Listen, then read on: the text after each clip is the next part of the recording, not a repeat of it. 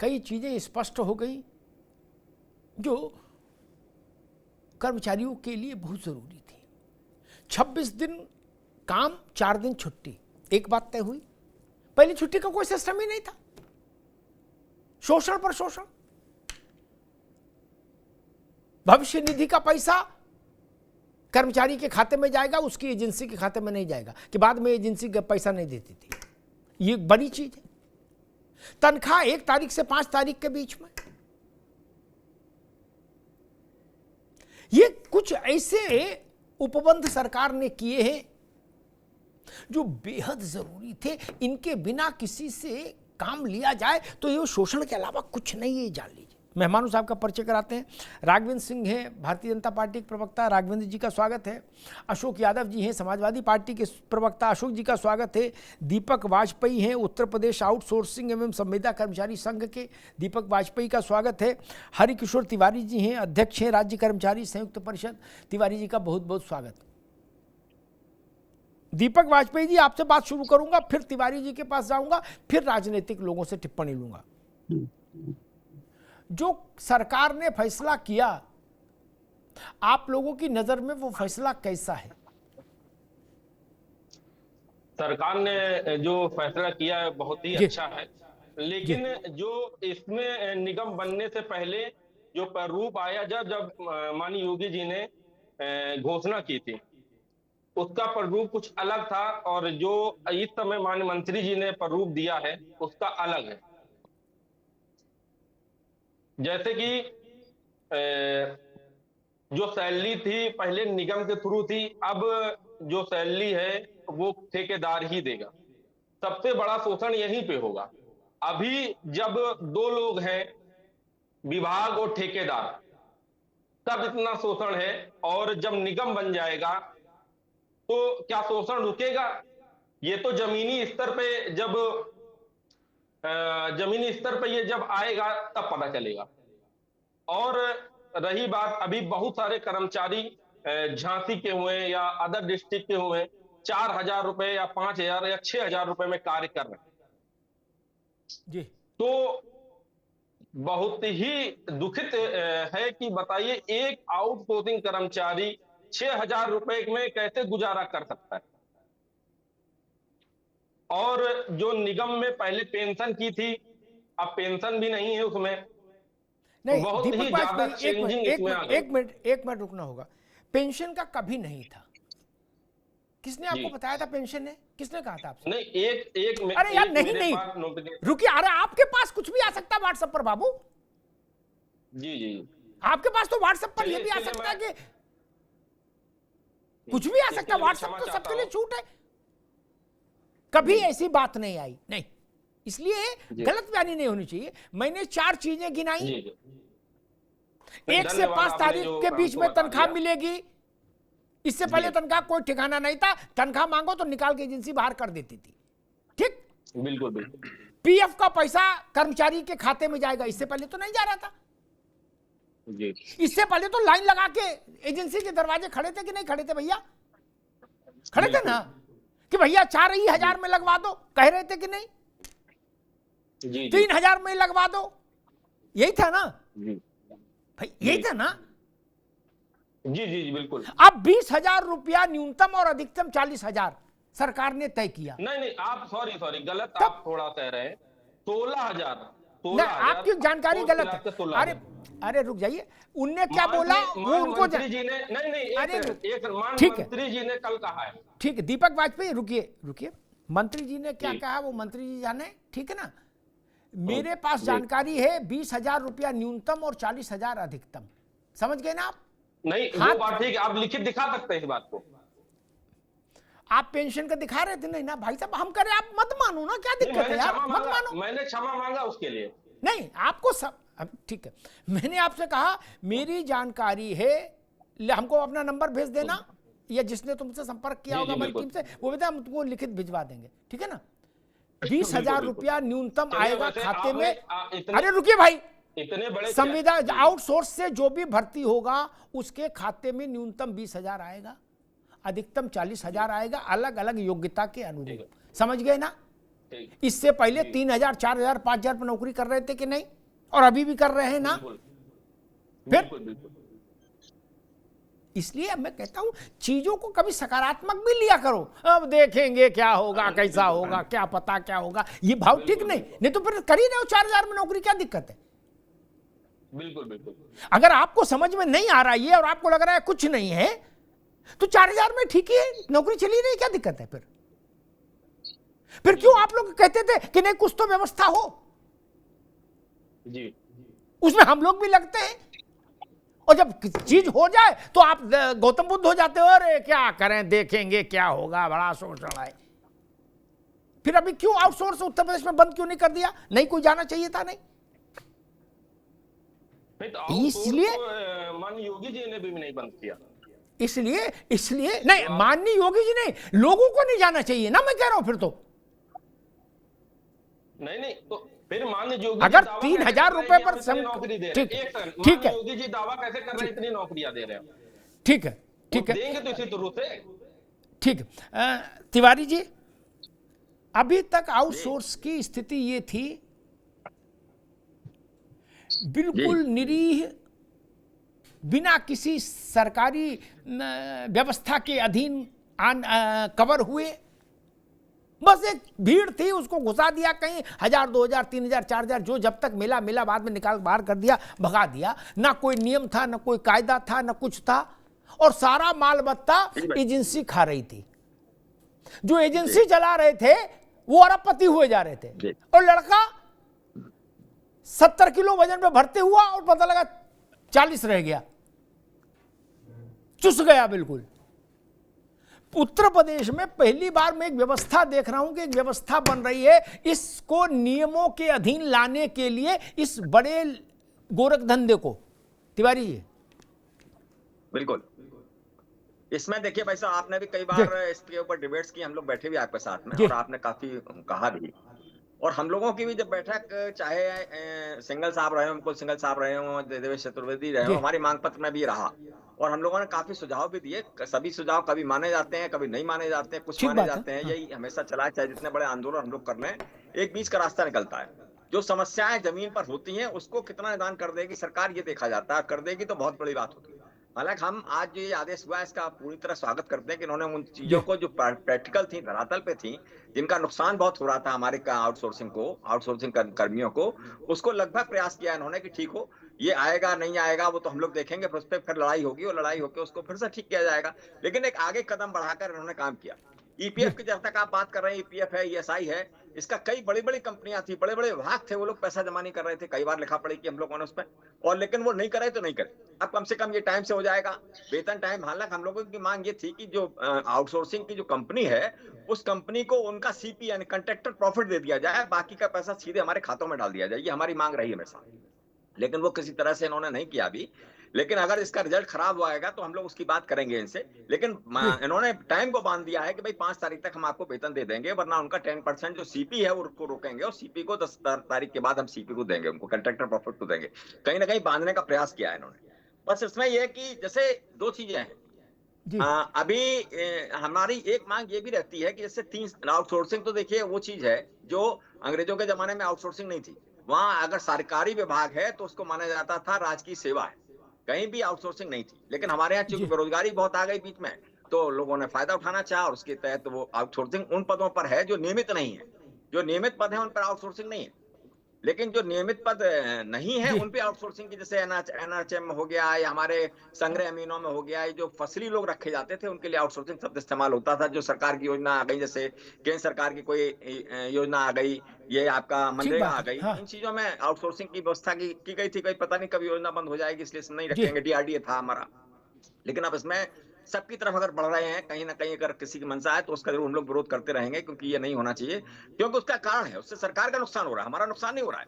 क्योंकि सरकार के जो एग्जीक्यूशन के लोग हैं वो जिम्मेदारी के साथ काम नहीं करेंगे। अगर उनको ये भरोसा नहीं होगा कि भाई हमारी नौकरी चली जाएगी किसी दिन, या हम कहीं दंड हो जाएंगे, तमाम सारे दंड के अधिकार मिले हुए, सस्पेंशन एक बड़ा मुद्दा माना जाता है। अगर सरकारी नौकरी में कोई सस्पेंड कर दिया जाए, टर्मिनेट कर दिया जाए, सामाजिक रूप से खराब होता है, तो वो लोग ठीक से काम करते हैं। तो निश्चित रूप से उसको इसमें नहीं लाना चाहिए। हालांकि कल शायद कहा भी है उन्होंने, मंत्री जी ने, कि हम आउटसोर्सिंग में नियमित वालों को नहीं लाएंगे। तिवारी जी, दूसरी हमारी एक मांग ये विषय रहती है नहीं, कि जैसे 3 वर्ष हो जाए किसी को, मतलब 3 वर्ष का अराउंड मिनिमम कर दिया, फिर 6 वर्ष हो जाएंगे, फिर 9 वर्ष हो जाएंगे, फिर 12 वर्ष हो जाएंगे।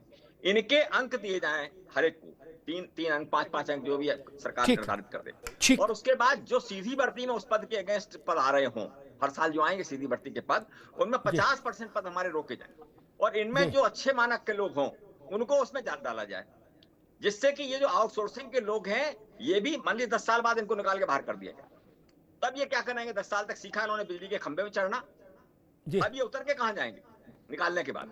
अब तो आत्महत्या करेंगे इसका मतलब।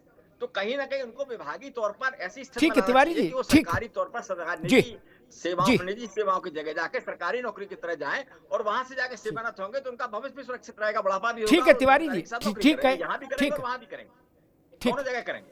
ठीक, तो इस पे भी हम लोगों ने सुझाव कई बार। अब आप रुकिए तिवारी जी, अब रुकिए, फिलहाल जो किया गया नहीं, अब आप एक मिनट रुकिए, आप एक मिनट रुकिए। अच्छा किया गया। मैं इस बात से पूरी तरह कभी सहमत नहीं हो पाया कि भविष्य सुरक्षित हो जाना चाहिए।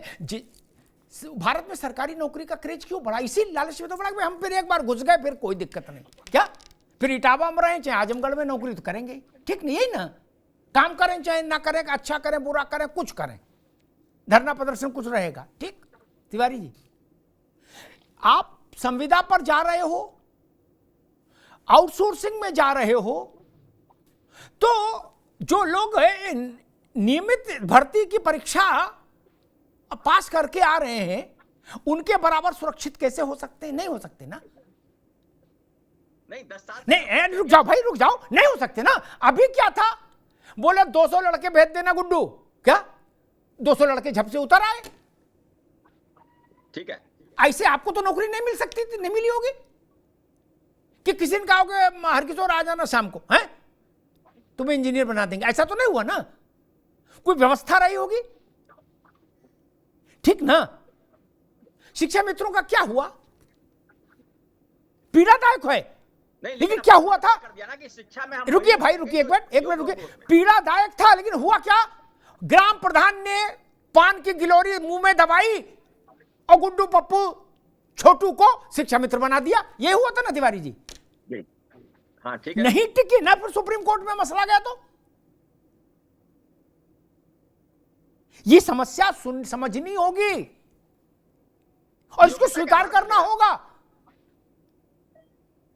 इसमें प्रोविजन दिया इन्होंने कि योग्यता का आधार पर लिया जाएगा। नहीं, इतना ठीक है, यहां तक तो मैं बात समझता हूं कि भाई ठीक है, किसी एक विषय में हमने नौकरी की 2 साल 3 साल 4 साल जो भी की, मुझे नहीं लगता कि इनको वैसा स्थायी कोई भी सरकार कर सकती है। कोई नियम हो, अदालत में टिकेगा नहीं टिकेगा। शिक्षा मित्रों में हमने देख लिया, सुप्रीम कोर्ट में एक बार नहीं 6 बार देख लिया। वहां क्या हुआ, बड़े बड़े वकील लगे, लेकिन कोर्ट टस से मस नहीं हुआ। इसलिए ये बात तो तय हो गई, अगर आप नियमित भर्ती में गए हैं तभी नियमित सरकारी कर्मचारी की श्रेणी में आएंगे, अन्यथा अभी किसी श्रेणी में नहीं थे। अब सरकार ने इतने सुरक्षा उपाय आपके लिए कर दिए। हिंदी में सरल भाषा में इस विषय पे आज बहस करने आया हूं। इसको उधर मत ले जाइए तिवारी जी खींच के बहस को, क्या कि ठीक है अब बिजली में मान लो 1 साल रह लिए तो परमानेंट ही कर दो, है ये संभव नहीं होगा। ठीक है, कोई सरकार कर भी देगी, सुप्रीम कोर्ट में नहीं टिकेंगे। अखिलेश जी ने कर तो दिया था, अशोक यादव बैठे, उनके पास सील मोहर थी ना, कर दिया था, सुप्रीम कोर्ट में झप से गिर गया और आज तक नहीं उठा। कम से कम 16 से ज्यादा रिवीजन पड़ी मां, पता है ना तिवारी जी आपको? सैकड़ों करोड़ रुपया वकीलों को चला गया, लेकिन सुप्रीम कोर्ट टस से मस नहीं हुआ ना। क्यों? उनके पास जो आप दलील दे रहे हो, उनके पास भी तो अनुभव है। कोर्ट ने कहा नहीं, उस दरवाजे से आए तो माना जाएगा, आपका दरवाजा ही अलग था। ग्राम प्रधान की लिस्ट से बने थे शिक्षा मित्र, ये समस्या थी ना। कल्याण सिंह की सरकार उसने इनिशिएशन किया, लेकिन जब मामला अदालत में पहुंचा तो टिका नहीं। इसलिए मैं इस बात पर इसलिए आज बहस करने आया, अब राजनीतिक लोगों के पास चलूंगा, कि अभी तक किसी सरकार ने ये सोचा ही नहीं कि ये जो आउटसोर्स वाले लोग हैं इनका बेइंतहा शोषण हो रहा है, इनका कहीं न नाम है, न पता है, न कोई ठिकाना है, न इनका कोई पूछन हाल है क्या।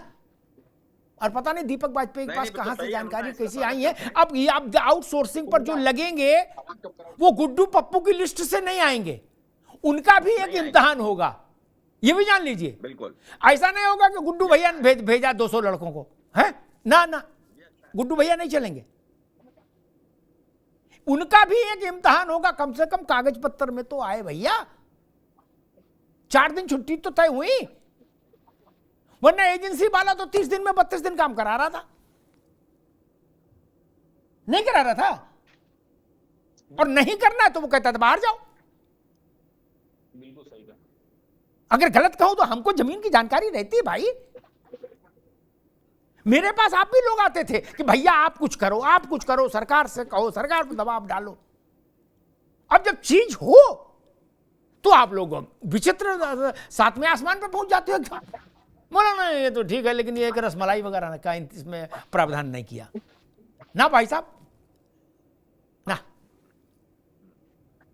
तिवारी, और आपको भी ऐसा ऐसा अपेक्षाएं नहीं जगानी चाहिए ना, गलत दिशा क्यों दिखाओ। खैर, अशोक यादव जी, तनख्वाह 1 से 5 तारीख के बीच में खाते में आएगी। प्रोविडेंट फंड ESI कर्मचारी के पास जाके खाते में जाएगा, पहले एजेंसी के पास जाता था। सारे पॉलिटिकल कनेक्शंस वाले लोगों ने एजेंसी खोलनी थी और वो सरसब्ज हो गए थे, लड़के बर्बाद हो रहे थे और एजेंसियां खा पी के टुन्न हो रही थी। 4 दिन छुट्टी मिलेगी, इम्तिहान के जरिए, जांच पड़ताल के जरिए भर्ती होगी, और ऐसे बहुत सारे सुरक्षा उपबंधों के अधीन इस व्यवस्था को ले आया गया जिसमें लाखों नौजवान शोषण का शिकार हो रहे थे अब तक। कैसे देखते हैं आप अशोक जी? देखिए अमिताभ जी, सरकार तो योगी जी की 2017 से है प्रदेश में जी, लेकिन 8.5 साल लगातार आउट के माध्यम से हमारे कर्मचारियों का बदस्तूर जो शोषण जारी रहा। और आखिरी जब साल भर के लगभग 1.25 साल के लगभग चुनाव को बचा है, तो सरकार को चिंता होने लगी कि हम चुनाव में कैसे जाएंगे। तो अपने चुनावी बैलेंस शीट को मैनेज करने के लिए ये एक तरह का जो आउटसोर्सिंग सेवा निगम टाइप का जो टर्म बनाया गया है, ये सरकार अपनी चुनावी शीट तो नहीं करना चाहिए आपके हिसाब से? नहीं है अशोक भाई, आवाज कट रही है। मैं ये निवेदन कर रहा था कि आपके हिसाब से नहीं करना चाहिए। रुकिए, नहीं बिल्कुल करना चाहिए। नहीं, आपने कहा ना कि ये तो चुनावी मामला है, तो मुझे लगा शायद आप चाह रहे हो कि नहीं करें। मैं ये कहने की कोशिश कर रहा था कि सरकार की मंशा क्या है, ये सबसे बड़ा सवाल। अमिताभ जी, अच्छा, जो हमारी सेना में तो आज तक आउटसोर्सिंग नहीं हुई थी, लेकिन सरकार ने सेना में आउटसोर्सिंग कर दिया। आउटसोर्सिंग अगर जो गांव देहात की भाषा में कहा जाए तो ठेकेदारी प्रथा है, जो गांव में बोलते ठेकेदारी, ठेकेदार के अंडर में जो बिना नियम कानून के जो काम करने वाले लोग हैं, वही एक तरह से आउटसोर्सिंग है गांव देहात की भाषा में। तो आप इस भारत की सेना को भी आपने आउटसोर्सिंग के हवाले कर दिया, तो ये सरकार की नीयति समझने की जरूरत है कि सरकार की नीयत क्या है। तो अगर आपकी नीयत ये है कि सेना में आप आउटसोर्सिंग कर सकते हो, तो यहाँ उत्तर प्रदेश में आप क्या दिखाना चाहते हो? अगर आपकी नीयति सही रहती नहीं अशोक भाई, मैं सिर्फ ये पूछ रहा हूं, करना चाहिए कि नहीं, करना चाहिए कि नहीं। मैं तो ये जानता हूं लड्डू जब खाओ तो मीठा है, ठीक, सोमवार खाओ या मंगल खाओ, लड्डू जब खाओ तो मीठा है। आप क्या चाहते हो, नहीं करना चाहिए? नहीं, मैंने कहा कि नियत सही रख के करना चाहिए। नियत सही नहीं, सरकार की नियत सही रहती है, अच्छा, तो ये सब काम नहीं होता। अभी जी रिपोर्ट देख रहे हैं, अमिताभ, DMU में डॉक्टरों की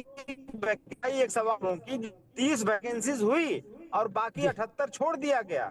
उसमें ये कहा गया कि 78 गया, ये नॉट फाउंड दिया गया। तो आप ये बताइए कि सरकार की नीयत क्या है, सरकार की मंशा क्या है। जी ठीक है अशोक भाई, मैं राघवेंद्र सिंह के पास चलूं। ठीक है, मैं राघवेंद्र सिंह के पास चलूं बीजेपी के पास। उससे पहले एक बात याद दिला दूं, अशोक भाई ने कहा कि चुनाव के समय किया गया है, हालांकि चुनाव तो अभी दूर है, 1.5 साल है। मैं याद दिलाऊं, मेरी स्मरण शक्ति ही मेरा सबसे बड़ा दोष है तिवारी जी, मैं भूलता नहीं,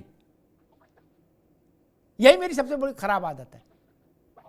शिक्षा मित्रों को सरकारी मास्टर कब बनाया था, कब दस्तखत हुए थे? क्या सरकार चुनाव में नहीं जा रही थी अशोक भाई? जा रही थी चुनाव में। इन्हीं की सरकार में हुआ। क्या था? और वो फैसला सुप्रीम कोर्ट ने निरस्त किया, और इतनी कठोरता से निरस्त किया कि 16 पुनर्विचार याचिकाओं के बाद भी सुप्रीम कोर्ट ने अपना रुख नहीं बदला आज तक। 1,72,000 लोग संकटग्रस्त हो गए, क्योंकि आपने कहा कि भैया हमने तो बना दिया था मास्टर अपनी कलम से, अब नहीं हो पाया तो हम क्या करें, हमने तो सहायक अध्यापक ऑर्डर निकाल दिया था। लेकिन कोर्ट ने जो कागज मांगे वो कागज सरकार नहीं दे पाई। कोर्ट ने कहा कि सरकार के मन से चलेगा क्या कि किसी को भी कुछ बना देंगे। हरकिशोर जी, आपको याद है केस? सुप्रीम कोर्ट की टिप्पणी थी, लोकतांत्रिक व्यवस्था है, सामंतवादी ढंग से सरकार फैसला नहीं कर सकती। सुप्रीम कोर्ट ने कहा था कि राजशाही नहीं है कि राजा के मन में आया तो कर दिया। क्या हुआ था? जिनको 35,000 रुपया एक बार मिल गया वो फिर लौटकर 3,000 पर आए। दारुण दुख था अशोक भाई। सरकार बदली, हम लोगों का भी थोड़ा बहुत योग उसमें संघर्ष रहा, कम से कम 10,000 रुपया तो हुआ 3,000 से बढ़ के, वरना तो 3,000 रुपया पर फिर वापस आ गया था। इसलिए मैं कहता हूं कि कानून की चीज कानून से ही करिए, नारों से नहीं। फैसला वही होना चाहिए जो अदालत में टिके, अन्यथा गाजर लटका के लोगों को भ्रमित मत करिए। राघवेंद्र सिंह जी, समाजवादी पार्टी कह रही है कि ये चुनावी टोटका है, चुनावी लॉलीपॉप है, चुनाव नजदीक है इसलिए आपने ये फैसला कर दिया, वरना 8 साल से आपने इस फैसले को, 8 साल से सरकार में है, आप पहले कर सकते थे। बात में दम तो लग रही है राघवन जी? नहीं अमिताभ जी, देखिए ये इसे कुतर्क कहा जाएगा, तर्क नहीं कहा जाएगा। इस प्रकार की बेसिरपैर की बातें अगर इनकी सरकार रही है उत्तर प्रदेश में 4 बार, 20 साल सरकार चलाई है, अरे 20 साल में ये कर देते।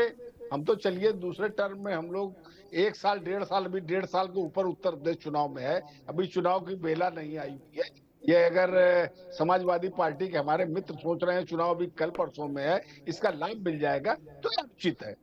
भाई हम लोगों ने उत्तर प्रदेश में बेरोजगारी को कम करने के लिए बहुत हम लोगों ने प्रयास किया हुआ है। हम लोगों ने लगभग 8 लाख सरकारी नौकरी दी हुई है। इन लोगों ने 5 साल में कितनी सरकारी नौकरी अमिताभ जी दी थी? मात्र 90,000 सरकारी नौकरी दी थी। दम भरते हैं ये लोग सेवा करने आए थे। हम लोगों ने आज की तारीख में 8 लाख सरकारी नौकरी दे चुके हैं। बेरोजगारी दर इनके समय में कितनी थी? 13.5% बेरोजगारी दर थी। हम लोगों ने इसको इस क्षेत्र में काम करके 3.5% में बेरोजगारी दर कम करने का काम किया है। योगी आदित्यनाथ जी और भारतीय जनता पार्टी की उत्तर प्रदेश सरकार, हम लोग सेवा करने आए हैं और एक व्यवस्था बनाने आए हैं। ये जो संविदा कर्मी है, इसका अगर हम कायदे से इसकी परिभाषित करें तो बंधुआ मजदूरी कहलाएगी।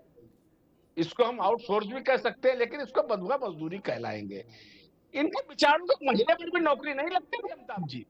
कभी 10 दिन काम मिलता था, कोई 15 दिन काम मिलता था। हमारे घर के सामने नगर निगम के कर्मचारी सफाई करते थे, हर तीसरे दिन हमसे सिफारिश कराते थे, भैया आज हमें यहाँ हटा के वहां कर दिया है और 15 दिन का काम दे रहे हैं, और इसमें बहुत बड़े घपलेबाजी अमिताभ जी होती थी। लिखा पढ़ी में ज्यादा लोग होते थे, वास्तविकता में दफ्तर में उतने लोग नहीं लगे होते थे, कर्मचारी लोग जो संविदा कर्मी होते थे। कितनी बात कर रहे हैं, मैं चाहे स्वास्थ्य महकमा हो, आंगनबाड़ी हो, बिजली विभाग हो, नगर निगम हो, तमाम व्यवस्थाएं जो सरकारी व्यवस्थाएं जनता के बीच में है, उसमें 90% काम यही लोग देखते थे। लेकिन बड़ा दुर्भाग्य की बात है, इस क्षेत्र में इतना भ्रष्टाचार हुआ करता था, 4-4, 5-5 हजार रुपए मिलते थे, पूरे महीने भर नहीं मिलते थे, महीने भर के बाद हटा दिया जाता था, क्षेत्र हटा दिया जाता था। हम लोगों ने इस विषय को एक व्यवस्था बनाने का प्रयास किया है। हम लोगों ने निगम बनाया है, दिन निश्चित किए हैं, समय निश्चित किया है, पीएफ निश्चित किया है, 3 साल निश्चित किए हैं, जब कोई कर्मचारी मर जाए उसके कुछ धन देने की हम लोगों ने व्यवस्था निश्चित की। इसको ऐसी व्यवस्था बनाने की निश्चित किया है कि इसमें जिस प्रकार से शोषण होता था वो शोषण में कमी आ सके और न के बराबर शोषण हो। निगम बन गया तो हर चीज निगम के माध्यम से होगी, संस्था के माध्यम से होगी। उसमें जो घपले घोटालेबाजी जो होती थी, जैसे अधिक कर्मचारी लिखित रूप से कर लिए गए, अगर उसको फील्ड में जांच होती थी उतने लोग नहीं मिलते थे, वास्तविकता यही थी अमिताभ जी। और ये समाजवादी पार्टी के मित्र उसमें छिद्रान्वेषण कर रहे हैं, ये दुर्भाग्य की बात है। हर चीज में राजनीति नहीं होनी चाहिए। इनको चाहे समाजवादी पार्टी के मित्र हो चाहे अन्य मित्र हो, इन विषयों की तारीफ करनी चाहिए। हमारे केंद्र की सरकार चाहे उत्तर प्रदेश की सरकार हो, हमने सेवा करने के माध्यम से सेवा कर रहे हैं। हम लोगों ने कोई ऐसे कोई काम नहीं किया है जो जनता की अदालत में हम लोग जाए उसके बाद हम लोग जो है उसमें चेहरा छुपाते हुए घूमे।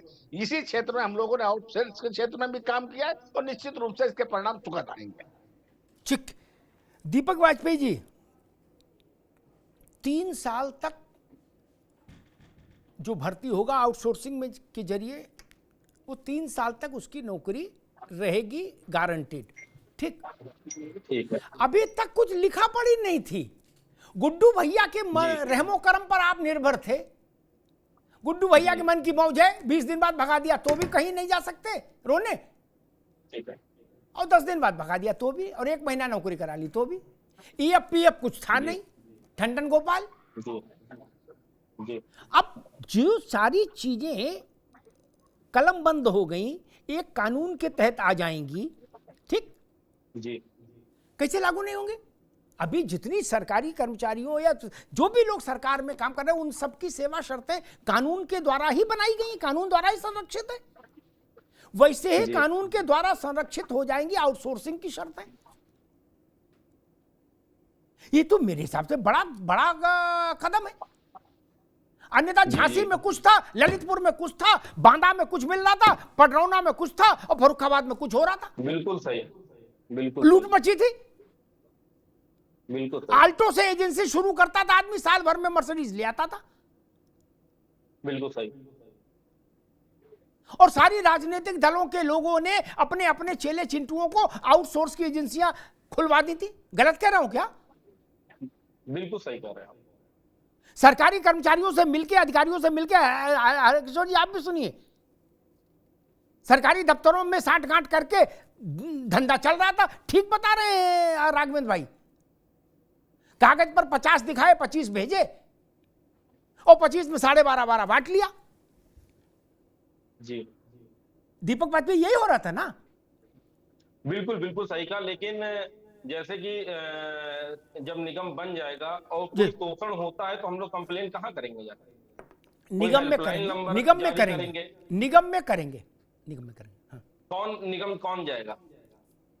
आउटसोर्सिंग कर्मचारी कैसे जाएगा जब उसको शोषण ही इतना है? 9,000 जब मिल रहा था तब इतना शोषण था, अब जब 18,000 मिलेगा, जैसे 20,000 आपने कहा, तो इसकी शिकायत सुनिए। जैसे उसमें हमारे लिए, हमारे भाइयों के साथ शोषण होगा तो माननीय योगी जी से इतना निवेदन है, बहुत पूजनीय लोग इसमें बैठे हैं, कि एक हेल्पलाइन नंबर भी निगम का जारी किया जाए जिससे कि वो अपनी समस्या बता सके। होगा, होगा ही भाई। आज के दौर में तुम कहां रहते हो यार? इसीलिए कह रहे, इसीलिए पिछड़ जाते हो। आज के दौर का कोई सरकारी संस्था है जिसका हेल्पलाइन नंबर, वेबसाइट नंबर जारी ना हो? राज्यपाल से लेके, मुख्यमंत्री से लेके और थाने इंचार्ज तक। हरकिशोर जी, कोई है क्या जिसका हेल्पलाइन नंबर और वेबसाइट या शिकायत का मैकेनिज्म नहीं लिखा है ऑनलाइन? कोई है क्या? मुख्यमंत्री दफ्तर से लेके और पीडब्ल्यूडी के इंजीनियर तक का दफ्तर। हरकिशोर जी, बिल्कुल है, इसमें कोई दिक्कत नहीं आएगी। और फिर हम लोग भी थोड़ा बहुत कुछ ना कुछ कर लेते हैं, अगर कोई ऐसी बड़ी दिक्कत आती है तो हम लोग भी उसको ले लेते हैं संज्ञान में, और उसके बाद उसके ऊपर भी बात होती है। तो इस तरह का अच्छा निर्णय है। इसमें ईपीएस और ईएसआई वगैरह जो मिलने लगेगा अगर टाइम से, तो एक बड़ी बात जो हम लोगों ने कैसला, आपको ध्यान होगा, आपने बड़ी मदद की थी हमारी जब 2013 में हमने हड़ताल की थी, तो हमारा हाईकोर्ट के माननीय डीवाई चंद्रचूड़ ने आदेश किया था कि नहीं, कैशलेस इलाज इनको दिलवाइए हर हालत में जाके, पहले इसको मानिए तभी हड़ताल बंद कराएंगे हम। तो वो जो कैशलेस के लिए हम लोग लड़ाई लड़ते हैं हमेशा, तो इनका फायदा ये होगा कि अगर ईएसआई मिल जाएगा, में इनरोल हो जाएगा, तो इनके पूरे परिवार को फ्री ऑफ इलाज मिल जाएगा। ये बड़ी बात है, इलाज मिल जाएगा। ये बड़ी बात है जिसके लिए हम लोगों ने पूरी दम लगा दी, पूरी सरकार को हिला दिया था हम लोगों ने। तो ये एक बड़ा काम इनके लिए होने जा रहा है। इससे इन चीजों को ने पकड़ना चाहिए कि अगर ये हो जाएगा तो बहुत बड़ी बात हो जाएगी इसमें। तो हम समझते हैं कि ये 2-3 चीजें बहुत फायदे की हो रही हैं। जो डेथ पे भी उसमें कुछ पैसा है, उसके बाद मैटरनिटी लीव पे भी पैसा है, उसके बाद में बच्चों की पढ़ाई के लिए भी उसमें पैसा है, तो ये सब चीजें इसमें इनको आ जाएंगी। तो ये एक अच्छा निर्णय तो आज की तारीख में है ही, जिसमें कि 3 साल का ये। दूसरी बात, जैसे 11 महीने अक्सर के समान हम लोगों के पास आते रहते थे उत्पीड़न के, 11 महीने को रख लिया, उसके बाद में फिर उसको निकाल दिया, फिर उससे 1 महीने का 2 महीने का वेतन ले लिया, फिर उसके लेने के बाद में नंबर 2 में लेने के बाद में फिर कोई अपना प्रधान जी गए, प्रधान जी जाके उसको फिर करा दिया। तो इस तरह की दलाली पूरी तरह से चल रही, दलाली तो ये सब चीजें बंद हो जाएंगी अब। और दूसरी बात, जैसे शिक्षा मित्र में हुआ कि कहीं गड़बड़ी हुई, तो यहाँ योग्यता के आधार पर जो नई नियमावली में आया है, हम लोग भी इसका समर्थन करते हैं कि जो भी भर्तियां हो योग्यता के आधार पर हो। ये नहीं कि मखंचू लाल आ गए और खोमचे लाल आ गए और फलाने आ गए, उनको उठाया और जेब में रखा और वहां सपोर्ट कर दिया और वो लड़ गया। आखिर योग्यता का मानक आएगा चाहे जहां भर्ती हो, लेकिन योग्यता के मानक से होने चाहिए, जो उसमें साफ दिखाई पड़ रहा है कि योग्यता सही इसमें भर्ती होगी। इसलिए हम सब लोग उसका स्वागत करते हैं। बिल्कुल ठीक बात कही। क्योंकि देखिए, मेरी बात कड़वी लग सकती है अशोक भाई, पार्टी पॉलिटिक्स से अलग हटके कह रहा हूं, बच्चों को लग सकती है, लेकिन मैं वैसा अभिभावक नहीं बन सकता।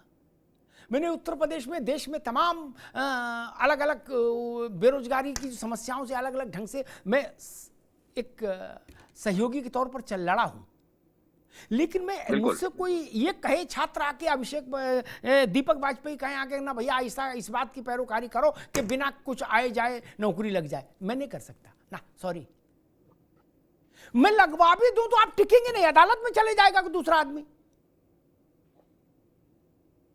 शिक्षा मित्रों का उदाहरण सामने रखिए, दीपक वाजपेयी जी सर, बिल्कुल। सरकार ने कर दिया था, दस्तखत कर दिए थे, 1-2 महीने का वेतन भी मिल गया था, कोर्ट ने रिवर्ट कर दिया, रिवर्ट कहा जो वेतन दिया उसकी भरपाई कराओ और वापस करो। असिस्टेंट टीचर हम नहीं मानेंगे। इसलिए बेसन से लड्डू ही बन सकता है, सोन पापड़ी बन सकती, रसमलाई नहीं बनेगी। बेसन से रसमलाई बनाने की इच्छा रखना भी ठीक नहीं। रसमलाई दूध से बनती, दूध से बनाओ ना। तिवारी जी, गलत कह रहा हूं? आप लोग इस जुगाड़ में क्यों रहते हो कि बेसन से रसमलाई बना दूं? कोई बाई का लाल नहीं बना सकता बेसन से। अशोक जी, शिक्षा मित्रों का उदाहरण हम लोगों के सामने है। इतनी बड़ी त्रासदी उत्तर प्रदेश के सामने शायद ही कभी आई हो। नौकरियों के सिलसिले में 1,72,000 लोग एक साथ संकट में आ गए। अशोक जी, वहां से हमको पता लगा कि शिक्षा मित्रों की भर्ती की प्रक्रिया कल्याण सिंह जी के समय में शुरू हुई थी, उसमें भी दोष था सुप्रीम कोर्ट के मुताबिक, और फिर आपकी सरकार ने चुनाव में जाने से ठीक पहले उनको जो सहायक अध्यापक की फाइल पर साइन करके दे दिया, उसमें भी दोष था। और सरकारों के दोष, सरकारों की कमियों का खामियाजा 1,72,000 लोगों ने भुगता है। अशोक भाई, देखिए अमिताभ जी, सरकार ने अपनी तरफ से जो सरकार की बात आप कर रहे हैं, वो सरकार का नियत ये थी कि हम लोग जो शिक्षा मित्र हैं तो बेहतर से बेहतर उनका भविष्य सुनहरा करने के उद्देश्य में सरकार ने काम किया था। उनको सहायक अध्यापक बनाया था जो कानूनी तरीके से। लेकिन अगर मान लीजिए कोर्ट से यदि मामला हुआ, कोर्ट ने अगर उनको रिजेक्ट किया, तो जो योगी सरकार थी, वर्तमान सरकार थी, वो उनको मानदेय तो बढ़ा के दे सकती थी। मानदेय बढ़ाने में या मानदेय बढ़ा कर देने में तो कोई फाउंडेशन था नहीं। 3,000 की जगह 40-25 दे देती मानदेय। इसमें तो कोई सरकार का हाथ नहीं न पकड़ा था मानदेय पे। तो सरकार मकान बना के दे देती। हमारे शिक्षा मित्रों को जो इतना समस्याओं से जूझना पड़ रहा है उससे कम से कम कुछ राहत मिल गई होती। और इसके पहले जो मैंने कहा वो बात कुछ मिस थी ऑडियो में, मैं सिर्फ यही कहने की कोशिश कर रहा था कि सरकार की नीयत, अगर सरकार की साफ नीयत से अगर कोई काम करती तो इस तरह के सवाल नहीं खड़े होते। मैंने सेना का उदाहरण दिया था आपको कि अच्छी खासी सेना को जिस तरह से सेना में आउटसोर्सिंग करने का काम किया गया ये भी ठीक नहीं था। तो अब अगर आप भारत की सेना में आउटसोर्सिंग कर दे रहे हो और चुनाव के ठीक 1.5 साल पहले आप कह रहे हो कि हम आउटसोर्सिंग सेवा निगम बना करके लोगों को राहत देंगे, तो दोनों बातें ठीक विरोधाभासी है। ये तीसरी चीज हमारे अभी अशोक भाई एक मिनट अशोक भाई एक चीज को तो आपको भी ध्यान रखना होगा, कोई भी आउटसोर्सिंग कोई भी कॉन्ट्रैक्ट की नौकरी अनिवार्य तो है नहीं कि भाई पुलिस वाला आएगा दीपक वाजपेयी घर और जबरन गाड़ी में बैठा ले जाएगा, कहेगा कल तुम्हें आउटसोर्स बनाएंगे। ऐसा तो कहीं हो नहीं रहा, हो रहा हो तो मुझे बताइए। ठीक, बिल्कुल। जब नहीं समझ में आए तो ना करो, कोई जबरिया हो रही है क्या नौकरी? अशोक भाई मैं तब इस लड़ाई में कूद पड़ता अगर ये मुझे पता लगता कि कुशीनगर के एक गांव में 10 लड़के पकड़ के जबरन आउटसोर्स की नौकरी में डाल दिए गए, तो मैं लड़ाई में कूद पड़ता हरकिशोर तिवारी के साथ। लेकिन ऐसा तो नहीं होगा जी। देखिए भारतीय सेना कोई मोदी सरकार की कोई इंटरप्राइजेस तो है नहीं, या कोई भाजपा का प्राइवेट लिमिटेड कंपनी तो है नहीं कि भाजपा आएगी जबरदस्ती पकड़ के ले आके जब मन करेगा भर्ती कर देगी, जब मन करेगा आउटसोर्सिंग कर देगी।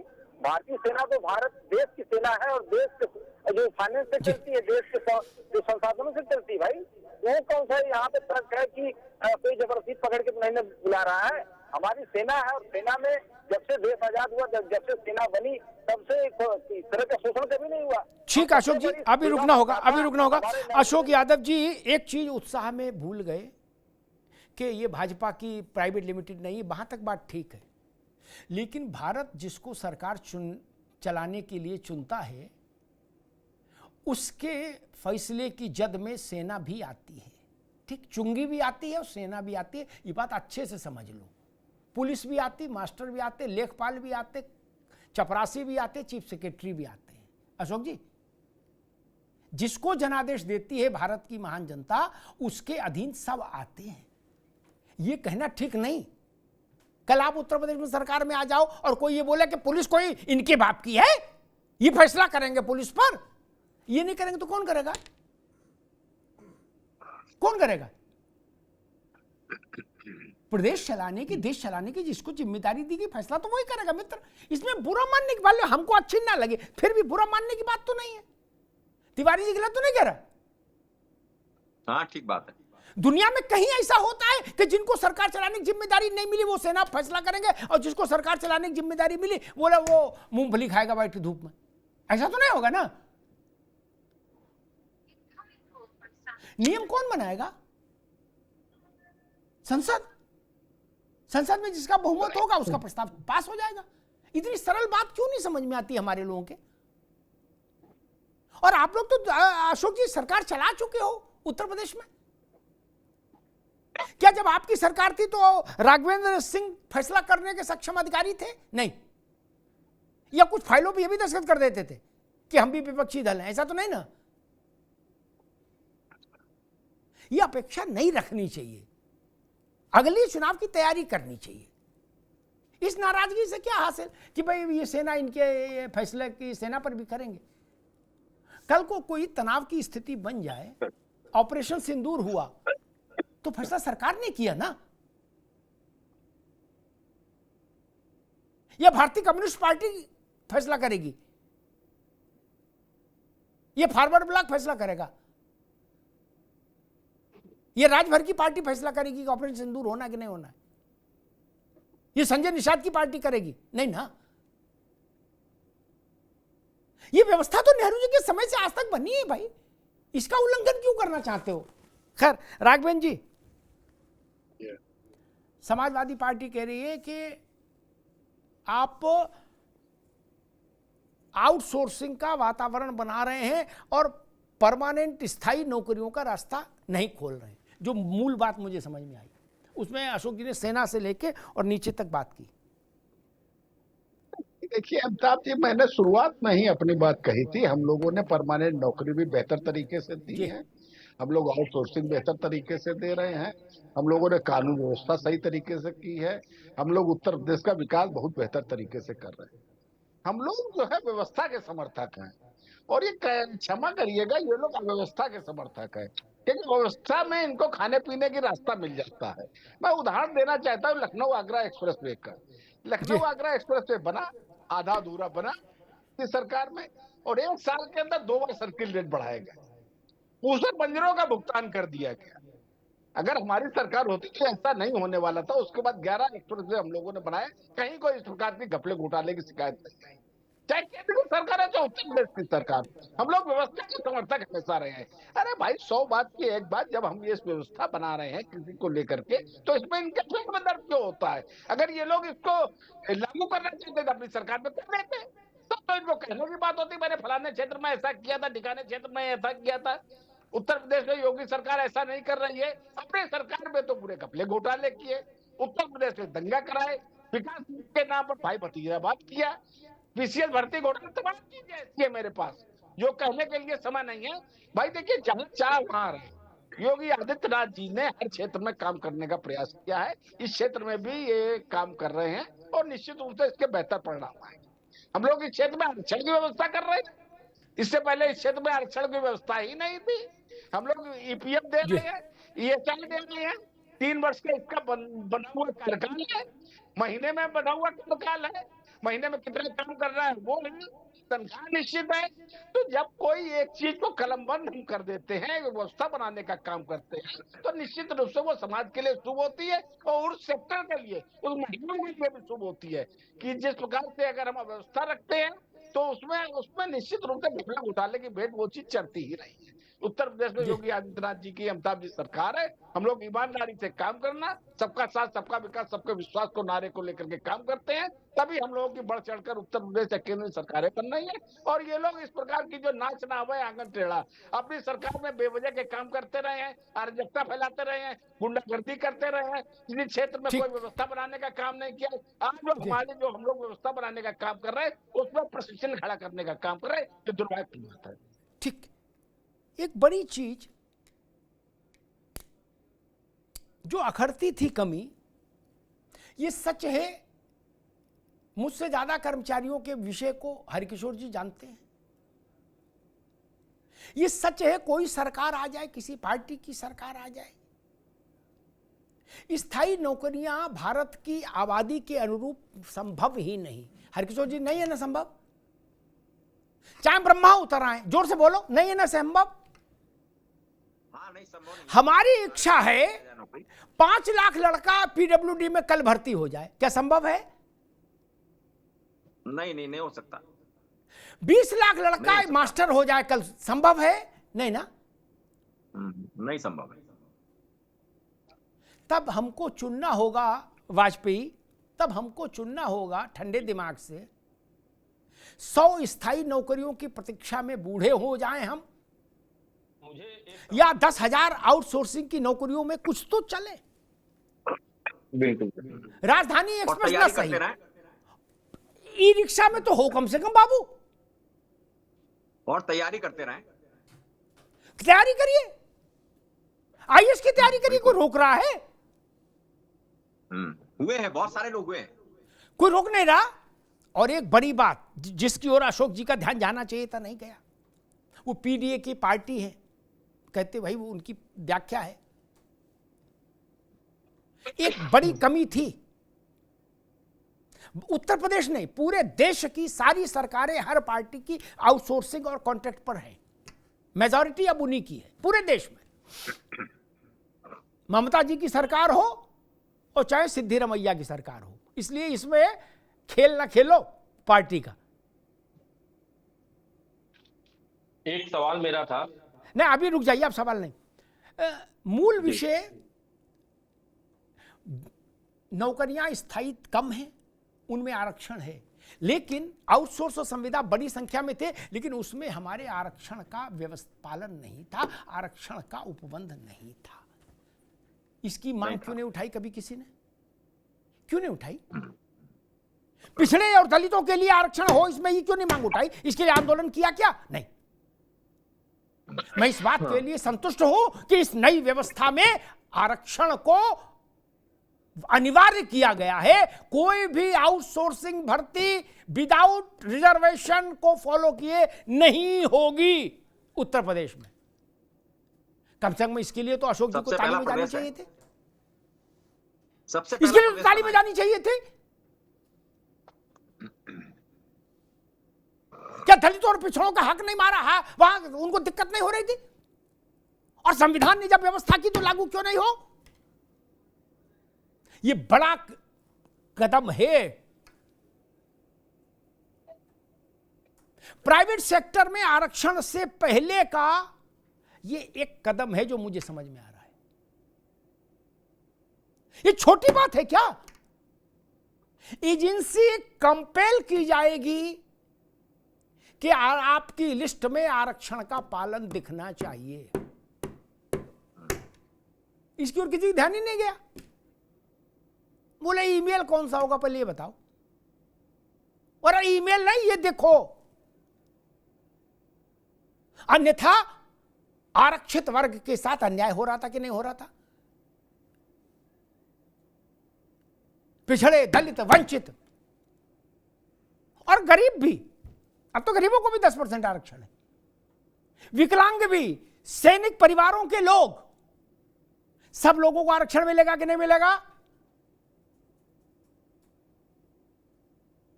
स्वतंत्रता संग्राम सेनानियों के आश्रित उन सबको आरक्षण मिलेगा इसमें। ये छोटी बात है क्या? अभी तक गुड्डू भैया, पप्पू भैया के डंडे के अधीन थे सारे आउटसोर्स वाले। अंदर सरकारी अधिकारी मौज ले रहा और बाहर गुड्डू भैया मौज ले रहे अपनी BMW पे। यही सच्चाई थी। इसको चाहे कैसे भी चाशनी में भिगो कर लो। अब कम से कम कोई रंगबाजी नहीं चलेगी, कोई किसी की कृपा पर नहीं होगा। जो एक बार अंदर आ जाएगा वो 3 साल की नौकरी पूरी करेगा। गुड्डू भैया को अच्छा लगे तो भी और पप्पू भैया को खराब लगे तो भी, अनटिल अनलेस वो बहुत कोई बड़ा गड़बड़ ना कर दे। और बहुत बड़ा गड़बड़ कर दे तो हरकिशोर तिवारी भी नहीं बचा सकते, सरकारी कर्मचारी को भी जेल में गए हैं और नौकरी से बर्खास्त भी होते हैं। इसलिए बड़ा गड़बड़ करने का इंश्योरेंस किसी कोई नहीं दिला सकता। लेकिन एजेंसी का मालिक आपसे नाराज हो गया कि उसने आपसे पान मंगाया और आप पान नहीं लाए, तो वो तो आपको हटा दे, ये नहीं कर सकता 3 साल तक। ये छोटी बात नहीं है भाई साहब। हमने जमीन पर इन मामलों को देखा है, हस्तक्षेप किया है उनमें, नौजवानों के लिए राहत खोजने का काम किया है। हमको मालूम है समस्याएं कैसी आती हैं।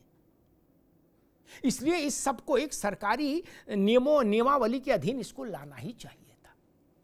और भारत की मूल स्थिति को समझिए, खासतौर पर दीपक वाजपेयी जैसे लोग, नौजवानों को समझना चाहिए। कोई भी आपको भरमाए कि भारत में जितने बेरोजगार हैं हम सबको सरकारी नौकरी दे देंगे, समझ लीजिए इससे बड़ा थेतर झूठा कोई नहीं। वोट पाने के लिए कह सकते हैं लोग। मुझे पता नहीं, कल को मान लीजिए कोई पार्टी बनाए आदमी और वो बड़ा थेतर हो, तिवारी जी, और वो गांव गांव जाके ये कह दे कि हमारी सरकार बनाओ, हम 1 लाख PCS भर्ती किया करेंगे हर सही साल में। कौन रोक लेगा बोलने से? नहीं ना। और वाजपेयी जी नहा धो तैयार हो गए, बोले आपकी PCS बनेंगे, आउटसोर्स में नहीं जाएंगे। बोले क्यों? बोले भैया ने कहा है हमारी सरकार बनाओ। ये मूर्खता है, ऐसा संभव नहीं है। 800 के करीब IAS लिए जाते हैं देश भर में। कोई सरफरा आके कहे कि चिंता नहीं करो, अब की 80,000 भर्ती करेंगे। कहां 80,000 भर्ती करके रखेंगे? कहां रहेंगे? इसलिए भारत की आबादी के हिसाब से एक तो व्यवस्था ये है और दूसरी व्यवस्था है निजी उद्यम, तीसरी कोई व्यवस्था नहीं। ये जान लीजिए, इस सच्चाई को स्वीकार करिए। पार्टी कोई रहे, सरकार कोई रहे, तिवारी जी गलत तो नहीं कह रहा, बेटा हमारा हो या हरकिशोर तिवारी का हो, अपना कारोबार खेती या ये व्यवस्था। सरकारी नौकरी की भूमिका देश के टोटल काम करने वाले लोगों में बहुत सीमित है, इतनी सी परसेंटेज में। हम उसको जीवन का लक्ष्य नहीं बना सकते। जीवन बड़े फलक पर देखा जाएगा, क्योंकि हमारे यहाँ आबादी बड़ी है और आबादी में हर स्तर के लोग हैं, अलग अलग पायदान पर, और सबको कुछ ना कुछ काम देना है। उस भाव से देखें तो आउटसोर्स भी ठीक लगता है। 20,000 रुपया महीना 3 साल तक तो मिलेगा तिवारी जी। एटा इटावा में 20,000 रुपया भी बहुत खराब नहीं है कि खराब है, नहीं ना, काम करेगा और योग्यता के अनुसार वो 40 तक जाएगा। जब गजट आएगा तो उसमें आ जाएगी बात। जो मैं कह रहा हूं समझ लीजिए कि फिर वो होना है। मंत्री जी क्या कह रहे हैं उस चक्कर में ना पड़ो। 40 तक जाएगा। 40,000 रुपया 3 साल गारंटी, 26 दिन नौकरी, 4 दिन परिवार को देखो। पुलिस के सिपाही से पूछिए, वो 31 दिन नौकरी कर रहा है, 16-16 घंटे। आपको 4 दिन की छुट्टी नियम के अधीन बांध दी, यानी 4 हफ्ते में 1 दिन आप छुट्टी लेके अपना परिवार और समाज देख सकते हैं। इससे पहले कोई सोच सकता था कि आउटसोर्स पर काम करने वाला आदमी 4 छुट्टी भी ले सकता है? नहीं, उसको तो निकाल ही देंगे। इसलिए मैं कहता हूं इस कदम का स्वागत होना चाहिए। हाँ, कुछ चीज़ें हैं जो तिवारी जी ने उठाई हैं, दीपक वाजपेयी ने उठाई हैं, उन चीज़ों पर सरकार को संज्ञान लेना चाहिए कि और ऐसे क्या व्यवस्थाएं हो सकती हैं और ऐसे क्या उपबंध हो सकते हैं जिनसे जो हमारा नौजवान है वो और ज़्यादा आश्वस्त हो सके और ज़्यादा निश्चिंत रह सके। उसको लगे कि हाँ, हमारे साथ अब कहीं से भी कोई जोर ज़बरदस्ती अन्याय नहीं हो सकता। वो सब चीज़ें समय के साथ एड ऑन हो सकती हैं, लेकिन मूल ढांचा बन गया ना, मकान बन गया भैया वाजपेयी। अब पूजा घर किधर रखना है और स्टोर किधर रखना, बस ये तय करना है। मकान तो बन गया ना, तो जब मकान बन गया तो ये भी तय हो जाएगा कि कहां रसोई है और कहां पूजा घर है। जब इसकी सेवा शर्तें, इसके जब बाइलॉज बनेंगे तो जो चीजें बहस में आई हैं वो चीजें भी सरकार के संज्ञान में रहेंगी, ऐसा मुझे लगता है। धन्यवाद।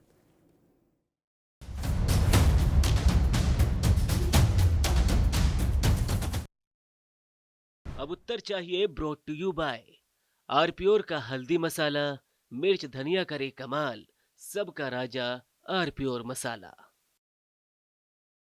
पास है आरप्योर पाव भाजी का मसाला, आरप्योर पाव भाजी मसाला, पाव भाजी को टेस्टी बना डाला, सबका राजा आरप्योर मसाला। तुम पाक तुम अरे श्रीमती जी, कुछ तो सस्ता लो, बचत करो। नहीं श्रीमान जी, सब बढ़िया लो, रहने दीजिए। इसमें क्या खास बात है? थोड़े में ज्यादा स्वाद, यही तो है इसकी खास बात। वाओ मामा, क्या स्वाद है। अरे मेरे राजा, सबका राजा आरप्योर मसाला। दी के हाथों का जादू और खुशबू से महकता घर, माँ की मुस्कुराहट और खाने की सुगंध। MDH गरम मसाला, क्योंकि हर रिश्ता है स्वाद से जुड़ा। थोड़े में ज्यादा स्वाद, यही तो है इसकी खास बात। वाओ मामा, क्या स्वाद है। अरे मेरे राजा, सबका राजा आरप्योर मसाला। अब छोलिया हो या लोबिया, सफेद चने या काले चने, सब कुछ मजेदार बने।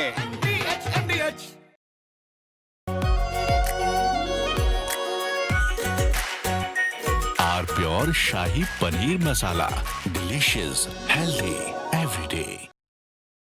सीक्रेट रेसिपी MDH का jeera sip jal jeera masala. Sip sip jeera sip, jeera sip, MDH का जल जीरा सिप, जीरा सिप, MDH का जल जीरा सिप। तो सस्ता लो, सब बढ़िया लो, इसमें क्या खास बात है? थोड़े में ज्यादा स्वाद, यही तो है इसकी खास बात। सबका राजा आरप्योर मसाला।